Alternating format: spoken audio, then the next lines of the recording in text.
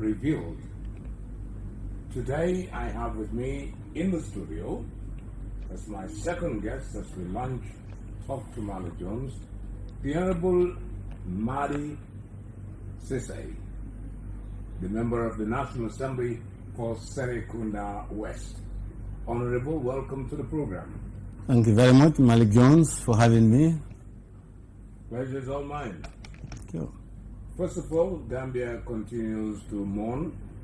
Maybe before we get into the program proper, it will be fitting for us to hear you offer your condolences to the bereaved family and to the Gambia in general on the passing away of our elder statesman, Sadauda Kairaba Jawara.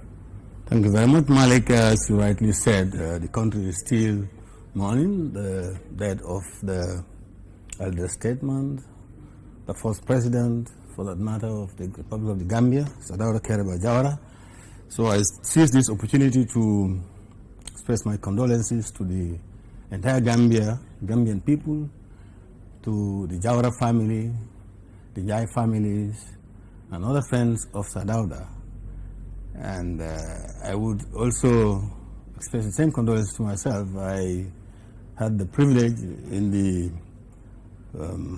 early 90s when I worked at the golf course, Fajara, as the caddy master.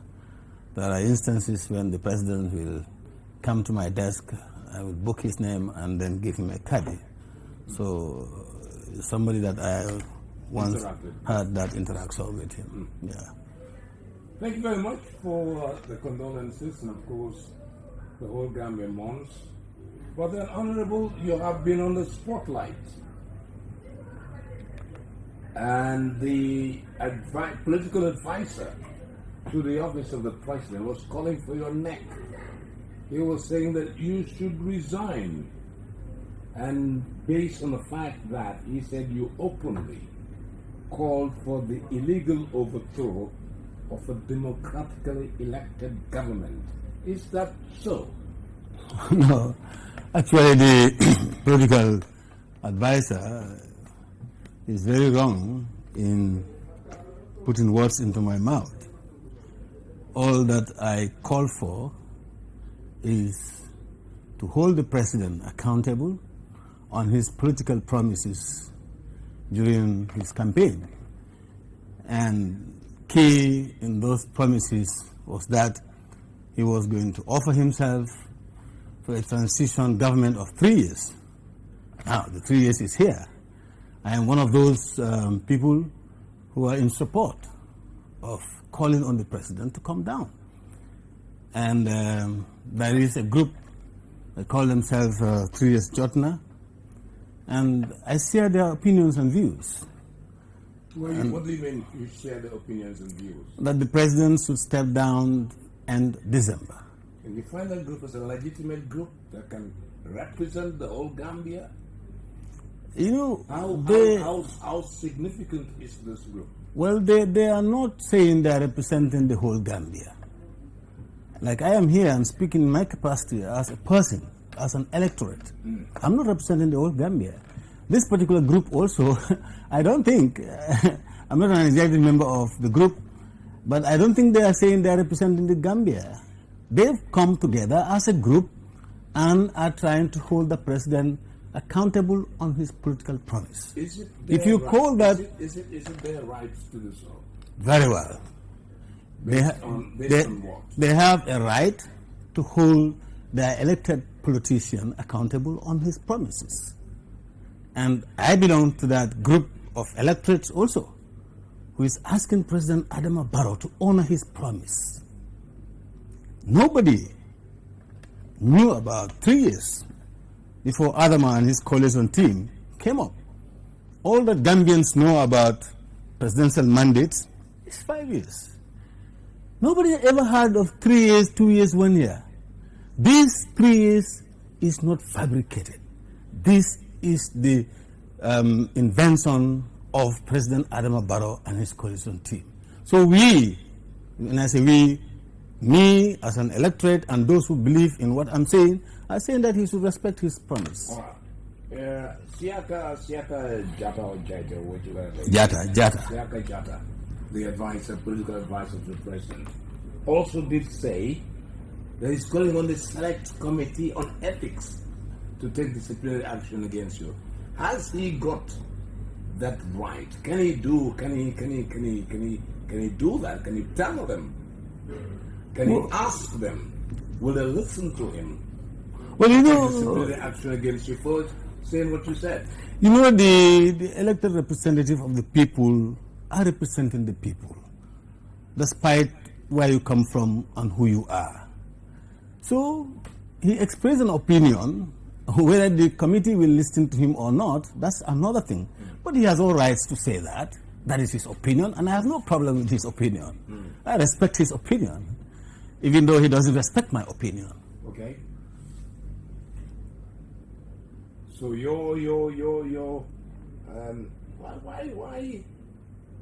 why does he see your statement as insightful, deeming it reasonable, and calling for a resignation? What is reasonable about what you said? You know, he is just expressing his ignorance.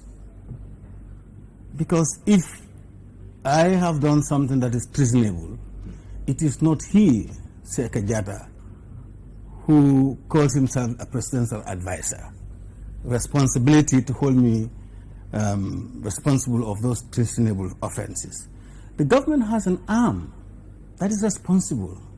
And that I am very much aware that they have heard me, not once, not twice, calling on the president to respect his promise to the electorate. And in some quarters, I responded to him to say that if holding the president accountable tantamounts to treason, I am more than willing to face the trials. But he's just expressing his ignorance. And I think the mess, that political mess we are into today, is barely or wholly and solely the responsibility of types of Siaka Jata. Can you elaborate on that? Why? Yeah, because he is supposed to be a political advisor to the president. And now the president is facing a lot of crisis in terms of politics. There are a group of people who are calling on him to resign. There are a group of people who are holding him accountable on his political promises. That's a problem for him to solve. And there are others who are saying he should stay for 5 years. So he, being the political advisor, I would have thought, if he really fits his position as a political advisor, he would have given the president the right advice, and that would have helped the president solve his mess. But again, I would not blame him much.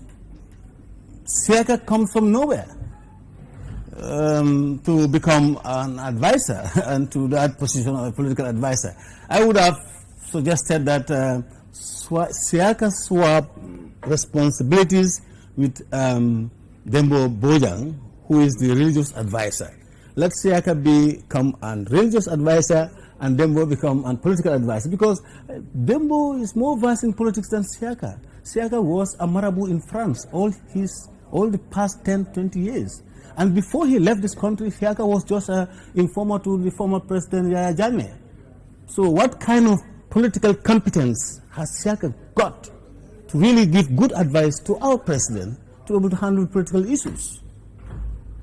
You said that you're going to hold President Adama Barrow accountable when the 3 years come. In other words, 3 years you want to see him vacate the seat of the president. How are you going to do that? In fact, I have started that. The very fact that I am reminding the president that he promised that he was going to lead a transition government of 3 years among all the agendas, and based on that, the likes of me voted him in. I want him to respect that promise. And the only way we're going to hold him responsible or to make him respect his own fabrication, that is the 3 years, is to come on the streets on a peaceful protest, which is our constitutional right. So that's the means. Those are the means and methods of holding the president responsible, accountable on his promises. I think the president is just... You and I are journalists, apart from you being a politician. member of the National Assembly. Yes. And I run a newspaper, and I have a countdown column to the 3-year. Okay. Okay. Now, come December 1st, the 2nd of December is actually D-Day. Mm-hmm. If you go out on a peaceful protest, how long are you going to stay under the rain and sun? Well, Malik, let me tell you one thing. The number of people who were really willing to take to the streets in December to hold President Adama Barrow accountable on his political promises is just too many. And to stay out in the streets, well, there are several ways. I'm not the architect of the 3-year Jotna. What I'm saying is I am throwing my support behind the group. So I'm not the architect, so I cannot tell you. It will look rather funny for you to be, you cannot be spokesman for the group. I am not. But again, you come out on that D-Day, you take on the streets a peaceful protest. Maybe you march around with your banner, come down, Mr. President, the time is due, and what? And what? Up to what time? That is what that is what I'm telling you. I'm saying night is going to come. Yeah, you must try to understand me. I am not an architect of the 3-year Jotna group. But you'll be I am saying I share their views that the president should respect his promise. And one way the group wants him to respect his promise is to take to the streets. I share that opinion. I am not the architect. I cannot tell you how and when they are going to do it. That's not my business. I'm a sympathizer and I support the idea. Peacefully. Peacefully, yes. Peacefully. Yes, that's a constitutional right. Peacefully means coming out there with your banner or whatever, occupy the streets. Are they going to stand out there, or those protesters, will they be out there 24 hours, 48 hours, I can't speak. Hours? I'm not going to speak for them. Like I said, I share their opinions, I share their views, and I support the idea. But I am not a member, bona fide member of the group. I cannot say that. But let me tell you one thing, Malik, as far as peaceful protests are concerned in this country. So far, all the protests, peaceful protests from April 10, 11, 2000 to the 15th of April 2014, April 2015. April is becoming a very interesting month for Gambia. All those protests were peaceful from the beginning. It only turned otherwise with the intervention of the security forces.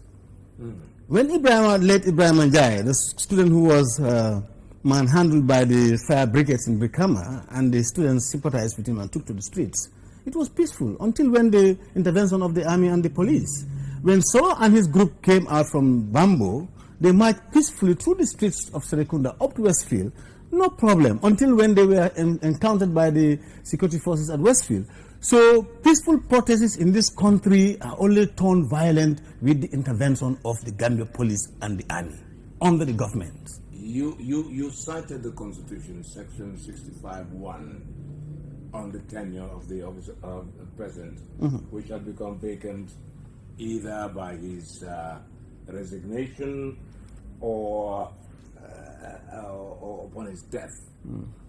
Can this protest, this peaceful protest, have any result to that effect, to bring about the resignation of the president? Of course, we've seen responsible governments, we've seen responsible presidents, when they are confronted and they have a sense of humor and make a good judgment, they yield to the demand of the people. If the president thinks like that, of course it can lead to his resignation. seeing your people who have voted for you for a particular agenda that you sold to them, you just turn your back to that very promise that you told the country length and breadth and say, no, this was just a verbal agreement. This is not constitutional. The constitution mandated me to go 5 years. And when you were touring the country, when we were talking about these 3 years, you knew very well that the mandate of the constitutional mandate is 5 years. Were you then trying to fool the Gambians? This is the type of politics I call politics of deception, which President Adama Barrow is trying to do. Because he knew very well that his mandate is 5 years, constitutionally. But you see, one thing people who want to deceive the nation, they just speak in line of a particular section without linking it to other sections. Section 65, if you just want to stay to section 65 and stop there without linking it to section 63, subsection 1A, then you are fooling the people. And this constitution is for everybody to read. Section 60, 63, 1A is also subject to subsection 3 and 6. Yes. Yes. Which gives the president a 5-year tenure in office. Yes. Now, supposing, there's no matter of saying supposing. We have a clash here, man. We have a clash between what is moral and what is legal. Very well. Morally, yes, the president has his integrity, and that is what is at stake. In other words, as you said, I was not there. I did not see I saw the memorandum of association. Of course, I read that. But again, no matter what is there, that piece of document that you people signed, that the coalition signed, it has been alluded to that it was not signed, it was not documented in a legal way, and in other words, it is not as strong as the Constitution is. I'm also trying to say here that the president may say, all right, I said it, but I'm not saying I'm not sticking to it. What is there on the line for him is that he's lost his integrity. His integrity is at stake, but legally, he is not found wanting. Very well. So where does the agitation for him to step down rest? You're very right. This is a matter of moral and integrity. So, not legal. Yeah, it's legal if you go to section 63, subsection 1, and making reference to the MOU that you said some people alluded that it's not signed. Can we put the memorandum of understanding aside and pick on this document? Looks like you're well prepared. And pick on this document. Okay. This document is President Adama Barrow's manifesto that he has presented to the IEC. Okay. And here he said, in this regard, I have offered myself as an independent candidate who will serve for only 3 years at the head of a broad-based and inclusive coalition government. Manifesto. Put aside a memorandum of understanding that people are signed is not signed. This is his personal manifesto that he tabled before the IEC. Could he then come and tell us that, yes, this is my manifesto, but I did not sign it? Could he say that? Well, he can't. He can't. And the contentious issue here is the 3 years. And it's clearly in his own manifesto, political manifesto.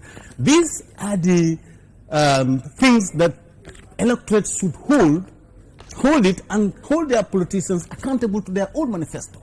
If you deviate from this, you are deceiving your electorates. That is my position. Okay. And that was a manifesto of a coalition.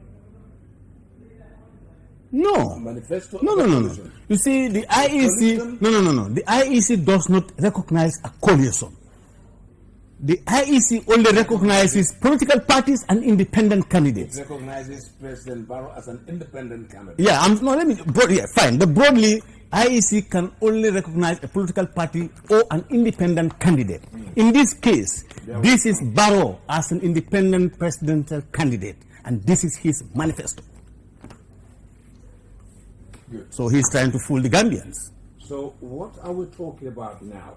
Are you, will you endeavor to take to the courts to challenge the president on that manifesto, if there is need to? No, I am not legally minded person, but I do not think this is an issue for a legal There will be case. no legal confrontation. I cannot say that because I am not legally minded. But what I can do as an electorate is to say, hey, Mr. President, this is your manifesto. This is what you sold to us. You are deviating from it. Yes. I call his attention to us. And if you say yes, Well and good for him. If he says no, this means something else. We've just underlined one important issue here. It's moral integrity. It's at stake. yes. You, the same person, would want to come back to the Gambians and say, give me your votes. When you know that you are a person who lacks integrity, you are a person who lacks moral, you think we'll give you our votes again? No way. Well, we'll leave that for the electorate. I am an electorate. I'm speaking for myself. Yes, I just wanted to draw your attention that some members of the coalition are now distancing themselves from the 3-year timetable. Is that what your party is saying? Is the Honorable Dabo, Secretary General of the UDP, saying that as well? That he's distancing himself from the 3 years timetable, transitional timetable? Because you are a member of his party, you know what? I don't know his personal position, but I am speaking here not as a representative of the United Democratic Party, But as Madi Ceesay, as Madi Ceesay, an electorate, not even a National Assembly member. I'm here as an electorate. I voted in for President Barrow on his political manifesto. I'm here saying that he should respect this manifesto because this is his own manifesto. Failing to respect this, then he is deceiving the Gambians, and that's a politic of deception, it's a politic of betrayal, and it will haunt him if he deviates from this manifesto, his own manifesto. it will haunt him. Yes. But it will not remove him from the office of the president. It can. I just told you, if come December, Gambians and a lot of other people took to the street, and with all this talk, if he didn't mean anything to him, since he has the likes of Siaka Jada, who is maybe pushing, say, go, your mandate is 5 years, if that is the kind of advice he's following, up to a point where people took to the streets, and then something clicks in his mind and said, look, I don't think my political advisor is really giving me good advice. Well, I think I should see with the demand of the people and say, okay, I respect your views, I'm going to resign. He can do that. So if he does that, he will still have good, his moral integrity will be intact. Are you seeing the writing on the wall that President Barrow has no intention of stepping down after 3 years? Very well.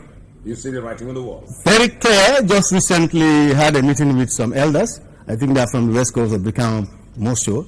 And he's saying that the type of interim president he is different from all the interim presidents, because he said all the interim presidents were not elected. But for him, he's elected and his mandate is 5 years. And he said he's going to 5 years. That is one clear indication that he is not, at this point of time, willing to step down.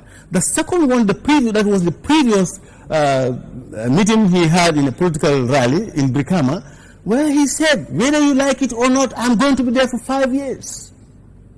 So those are clear indications that he has no intention of stepping down until we get to December. But for now, he has no intention.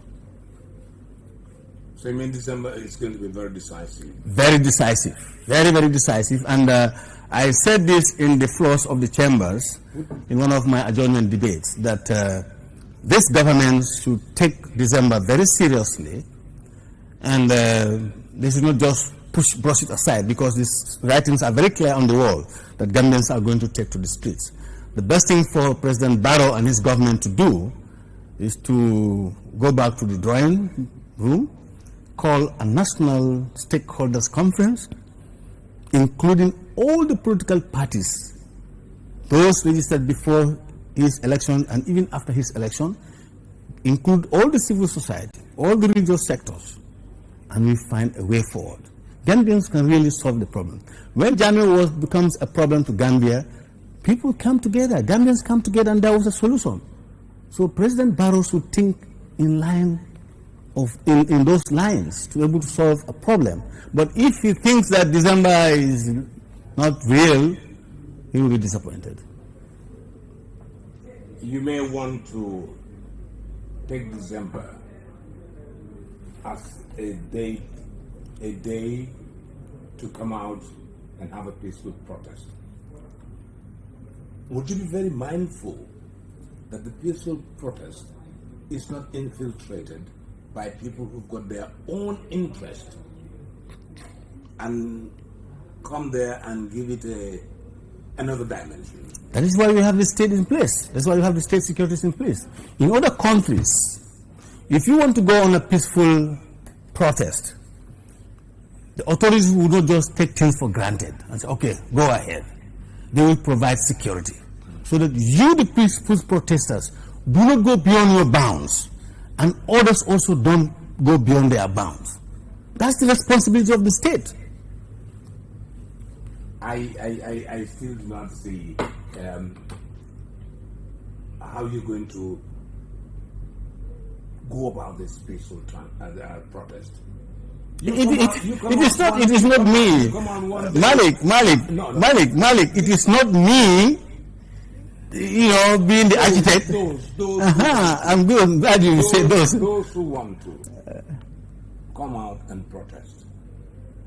And they're around. You can invite them to this, and they will tell you on that. I cannot tell you some specifics. I only sympathize and share their opinions. But you can call the people who really matters in the studio, and they'll tell you how they are going to go about it. They have had several meetings in an open areas to say they are going out December. Yes, and at the end of the day, we've got our country to make and not to break. Very well. That is very important. That is why we will hold the president responsible if anything happens in December. This is the man that we have entrusted our state into his hands. He's supposed to be more intelligent, and his entire government, will be responsible if anything otherwise happens in December. They have time, they have chance to solve this thing. If they sit down, fold their hands, think that nothing will happen, if anything happens, we're going to hold them responsible. That is going to be another TRRC, where Barrow and his government will face if they fail to do anything. That is why they should start doing it right now. He's the president of this country.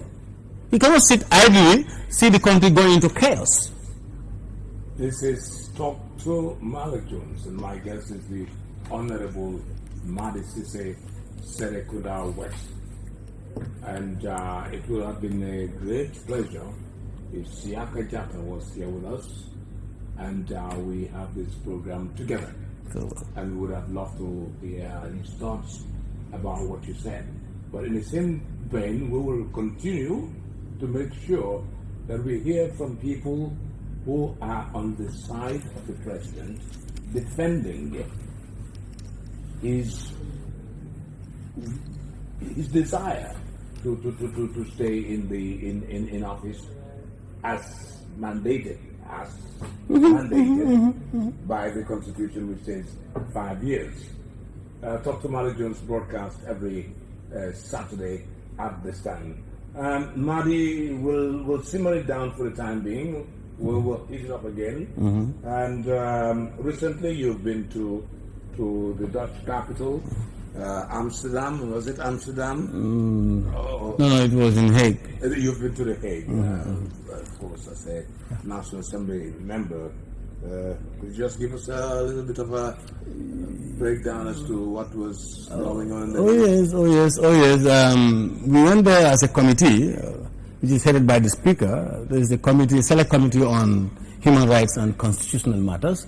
As we are all aware that our country is writing a new constitution, and we have partners who are also helping in the constitutional building processes. One of them has been the International IDEA, as an organization, a Swedish organization that are really helping to see that process through. And when the CRC finish their job and submit their draft to the President and eventually to the Parliament, we do not anticipate that the whole House of the Parliament will go into the details of the draft constitution. So that draft is likely to be referred to our committee, which is responsible for constitutional matters, to really scrutinize the document and come back and report to the plenary. Because of that, this idea, this international idea, is supporting this group of parliamentarians to be very much au fait with our own constitution that is in the making, and also other constitutions, so that when we finally got the draft, we will really do justice to the draft before we report to the plenary. That was our visit to Hague, and like I said, the committee was headed by the Speaker, and then we have all parties are represented there. It's a committee of 11 members. Yeah, and whilst we were there also, they were part of our TOR, but then we took it upon ourselves to visit the ICC, which is headed by, whose prosecutor is Gambian born Fatou Bensouda, and then we had some interactions with the ICC and the president of the ICC, a Nigerian, and with Fatou Bensouda. May I ask you, what is your take on the drafting of the new constitution? Are there anything that you have seen which you want to be incorporated in the new constitution, like a two-term presidency, or age limit for the presidency, stuff like that? Yes, I really have my own things that I really would like to see, like Gambian, and one of them is like this term limit. I think we are one of the very few countries that do not have a term limit. At least we need to have, it is going to be 5 years, 4 years, but let it be a two-term term limit for any president that assumes the office of the president, so that we can get the best out of our leaders. That's one thing I would like to see in the constitution. Is that advantageous? Yes, it is, because it will. Continuity, it lacks continuity.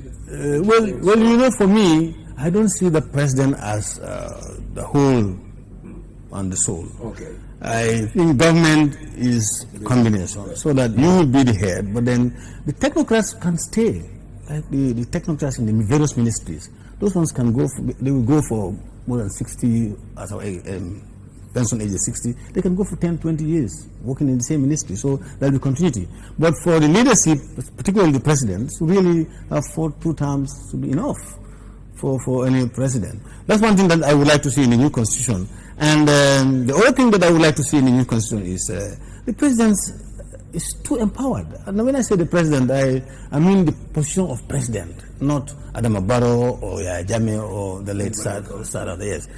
Like, for example, this issue of nominating people, I don't want to see that in the new constitution.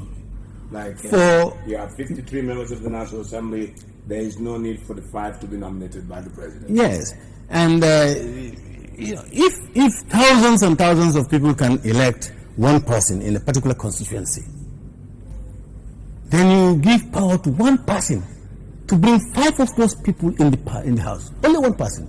For me, that is not democracy. The idea of nomination, I really subscribe to that. But for the president to do it is what I don't want to see happen, because it is created by the founders of our democracy. There are certain groups that are marginalized. That's why this issue of representative nomination comes in. The business sector, the youth, the women, the disabled. This kind of things. There are certain groups that are marginalized. So we can still maintain the nomination criteria. Yes, but then we change it. Maybe a committee can be responsible to nominate, and they will not have the powers to remove them, something like that, than giving the president the whole powers to nominate 5 members of parliament. How about the age limit? The age limit, I would have placed an age limit. For me, I wouldn't like to see it too open. We should count a specific age. For example, 80 years should be enough. Nobody should go beyond 80 or 75, in fact, because at age 70, 75, I think you need to rest. But you have presidents who are aged 80, 90. I don't think really that's good for us. We need an age limit, but not like 60s or so. I am above 60. I'm still young. So if you say I shouldn't run for presidency, that's another thing. I see you have also been following events from the TRRC. You're surprised with the revelations? Yes. The extent, really, I'm surprised. I knew that there were some violations of rights, because I am a victim myself. I've been arrested, tortured at the NIA. So I knew, but then I didn't know that it goes to the extent of killing people personally. Those violations really are a surprise to me. So certainly some of them are really very shocking, and I'm really surprised. And the interesting thing and the other surprising aspect of it is, Malik, Gambians then said, no, Gambians cannot do this to their own citizens. But all the revelations, there were not a single non-Gambian who really took part in all the revelations of the TRRC. So that is also another surprising element of the TRRC revelations, as far as I am concerned. Let me take you back to the heat of the matter, and this is still with the issue of the transitional period that everybody's harping on. I think the president is well prepared for for any eventuality that may take up. Of course, people will agitate. It's like a tug of war. You are preparing your own attack. The assault mechanism is in place, but so also is the president on the other side, also preparing his own defense. And the president, I can assure you, wholly and solely leans on the constitutionality of him being there, and not.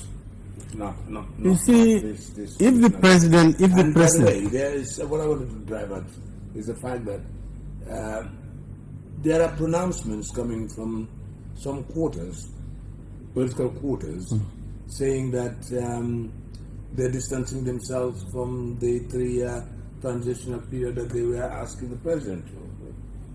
And if I can remember very well, your own party Secretary General at one point did make pronouncement to that effect, that President Barrow cannot resign or retire or relinquish power after 3 years. In fact, he will sue him. That was, I think, categorically clear. Yeah, you subscribe to that. You subscribe to that.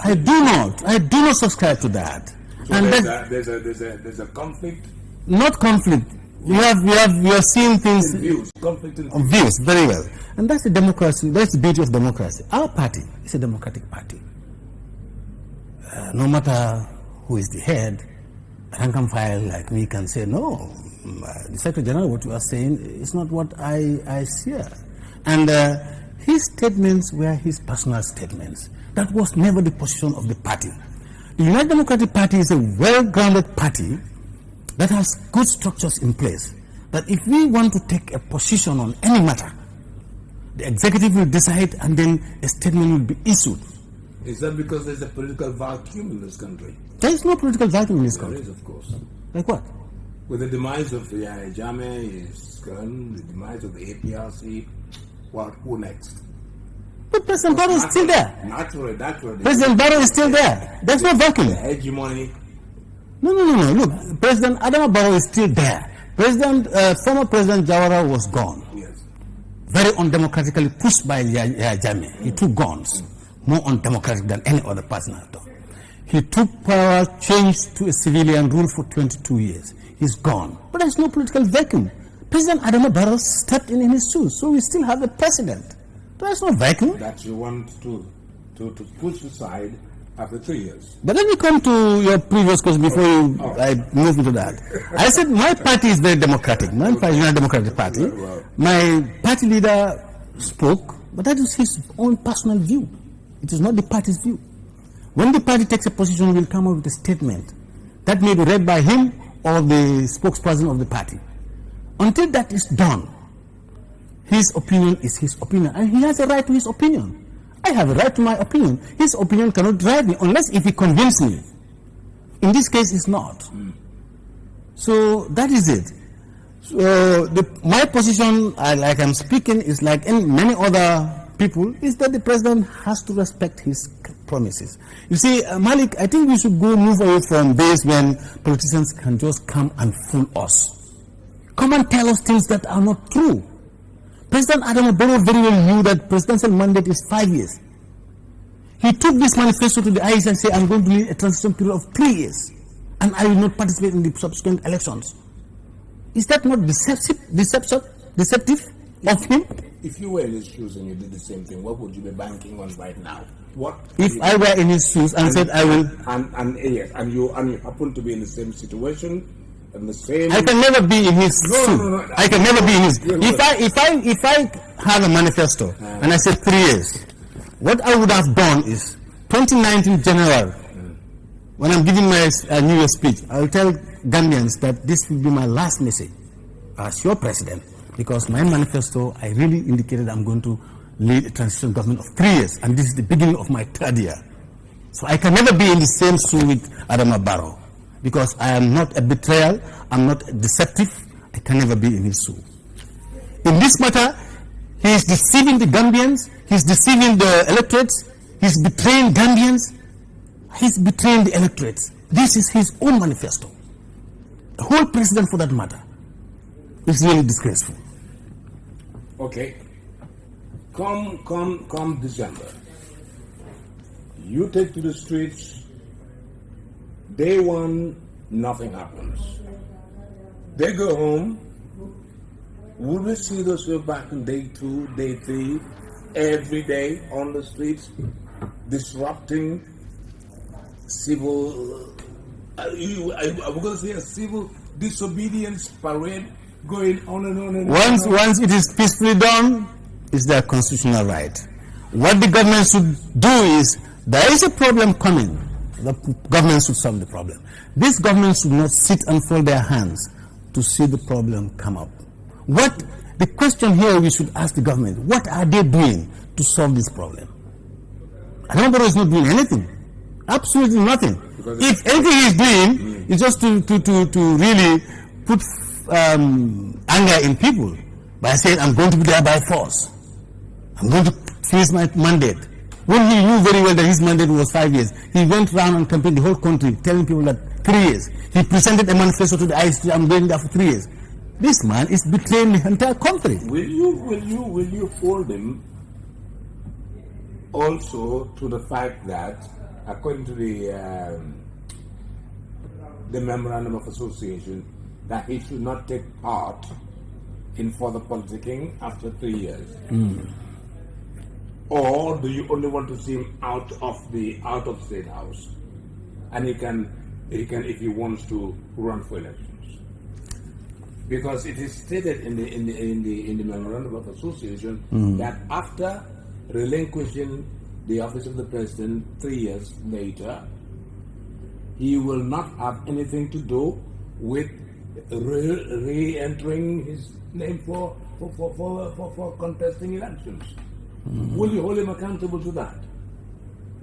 I will only hold him accountable on his manifesto, which he said he's offering himself for 3 years. Now, at the end of the 3 years, if he choose to contest the next election, without being a president, fair enough. I have no problem with that. Like, come December, he resigns. 2022, he contests.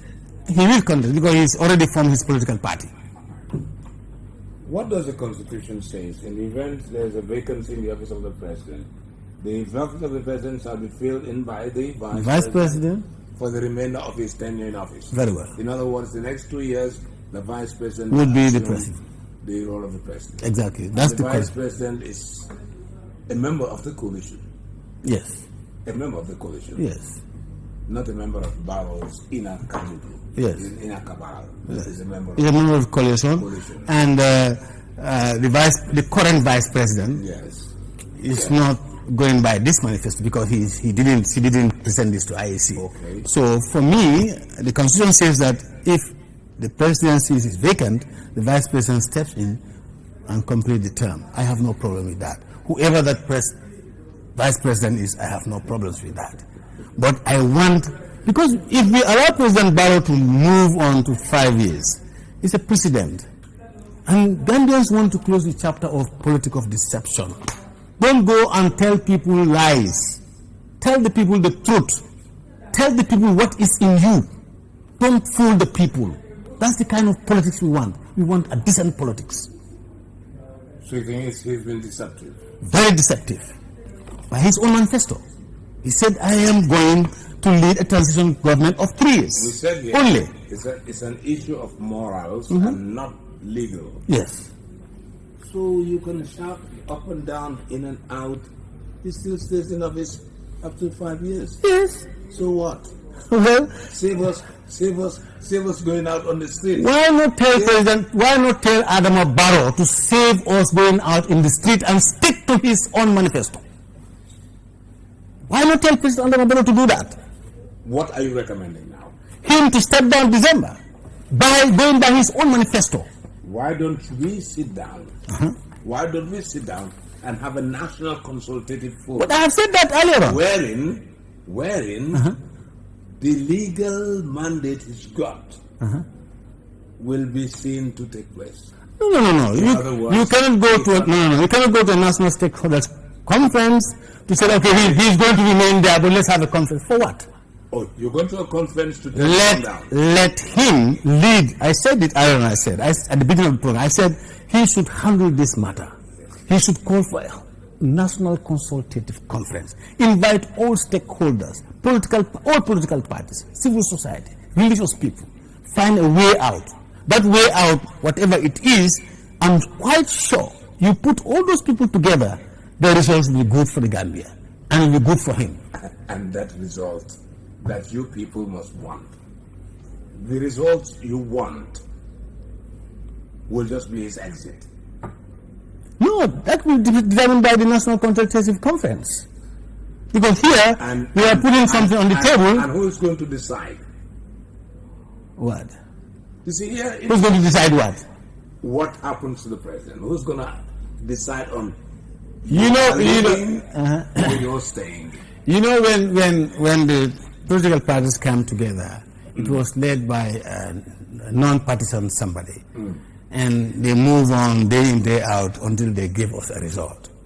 If a national consultative conference is called, we have a lot of Gambians who are really educative, they have good sense of humor, they love this country.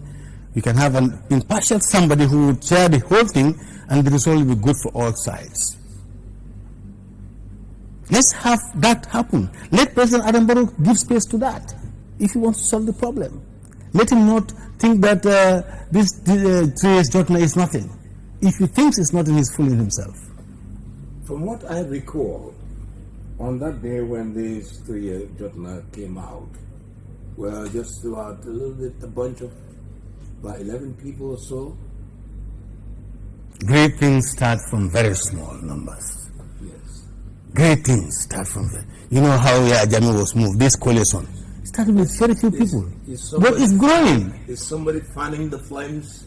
People are buying the idea and it's growing. I wasn't there. You know, I wasn't among you were able to identify 11 people. Yeah. And I wasn't among those 11 people. Yeah. Today I like the idea, I share the idea, I support the idea. What makes you sure that there are no people fanning the flames, Nobody's. encouraging them. No, I'm absolutely sure that nobody is finding any flame here. This is just coming up. It's just something, an idea that few people throw, and then people are buying it. Did you follow the statement by the EU ambassador, Ambassador Lajos, commented on the 3-year Jotna and telling them that they have a moral right to have a peaceful protest, but also he doesn't see any legal basis for Barrow to relinquish his power after 3 years. That is the ambassador's opinion. Does he have a right to enter into our domestic politics? All right, I know he pays. Well, he sometimes they say there's this adage: "He who pays the piper calls the tune." But I mean, if the EU funds, do they have a right to start to comment? No, actually, with all honesty, I think the foreign embassies should just leave us do our own local politics. Yes, they are representing governments, they are representing organizations in our country. But really, they cannot speak for us, Gambians. I think the EU ambassador should just stop at his role as an ambassador and keep a distance from our domestic politics. I think he sees us as people who have cops going to him asking for some money to run our show, and that was why he took it upon himself to open his mouth and say that. Well, I don't know. If that is the case, fine. But then my advice to him and any other ambassador in this country is to stay away from our domestic politics. Gambia is for Gambians. We have bilaterals with other countries, and we cannot be an island. But then that doesn't mean that they should meddle into our domestic politics. Will you be very vigilant, or will you advise for people not to use this peaceful protest and turn it into another Hong Kong? No, my advice is this country is our country. Absolutely. You cannot live in your house and try to break your house to fall down. No, you can't do that. The Gambia belongs to us, and if we destroy the Gambia, who is going to make it for us, and who is going to live there? We, the people who are going to stay and live in this country. So, my advice is people should go by the constitutional right. The Constitution says you can go on a peaceful protest. Nothing otherwise. You don't have to go violent. You don't have to spoil people's property. Certain properties are built from people's lifelong services. So you cannot just one day bring that whole thing down. That would be very unfair. And that is where the government should come in. Like I said, in other countries, just inform the police that you are going on protest peaceful, and they provide you with security for both yourself and other people. So this is what the government should do. This peaceful protest is coming at a very sensitive time in this country's tourist calendar. December is peak period, and I'm sure the operators, the governments, the foreign governments are all holding their pens ready to write a travel advice. Please hold on. Expected chaos in Gambia come December 2nd. If you do it at your own expense. They'll conclude with that. Yes, at your own expense. But then that advice carries some weight.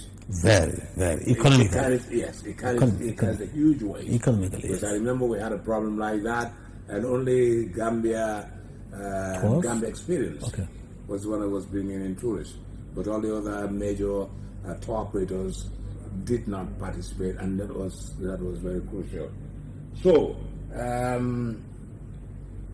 Honorable Madi, I would like to engage you and you to engage people to continue to go on the platform. You're a journalist as well, and to advocate for a peaceful protest. If there is no result, forthcoming as to what they want, please go home, allow the president to continue his 5 years. We'll see him in 2021. My message will go beyond that. governments are given responsibilities. We've elected in a president and we've given him a TOR to manage the affairs of this country.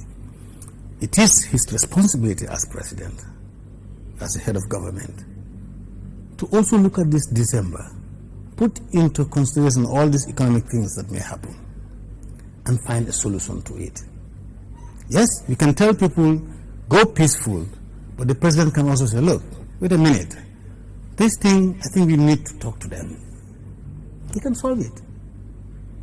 Unless he doesn't have good political advisors, the likes of Shaka, who are only marabouts. They cannot give him any good politics. I said he may be an advisor, presidential advisor, but he is not a competent political advisor. Siaka is not a competent political advisor. What politics does he know?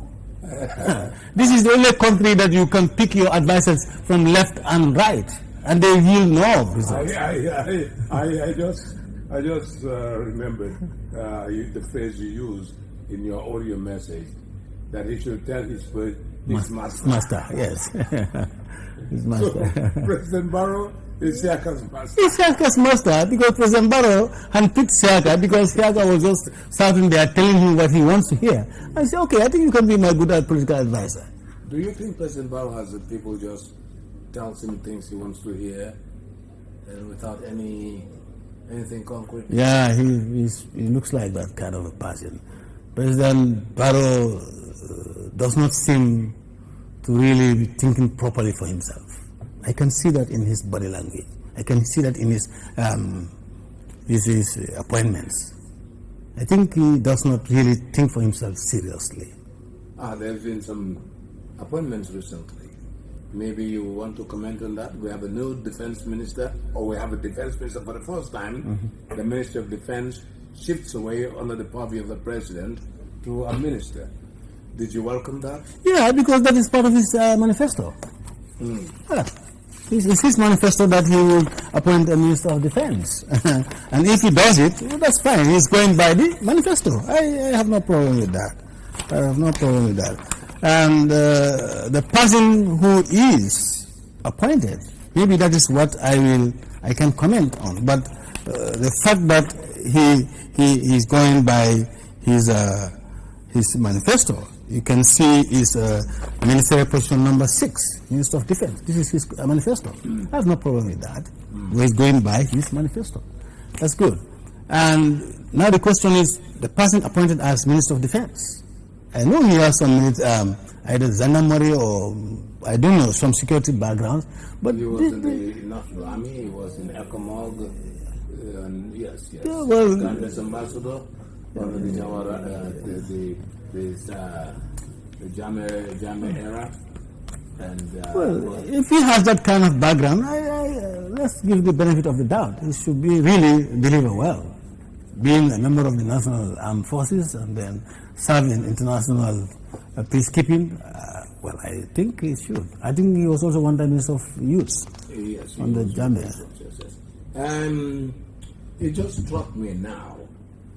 There is rampant leakage of government documents.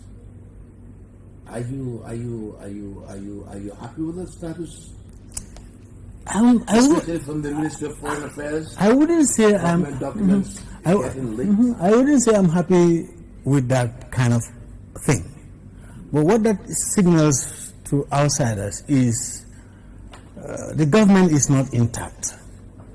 President Barrow does not have the confidence of his government. That is why such important documents are leaking. Meaning that he is sharing table with certain people who does not subscribe to his ideas.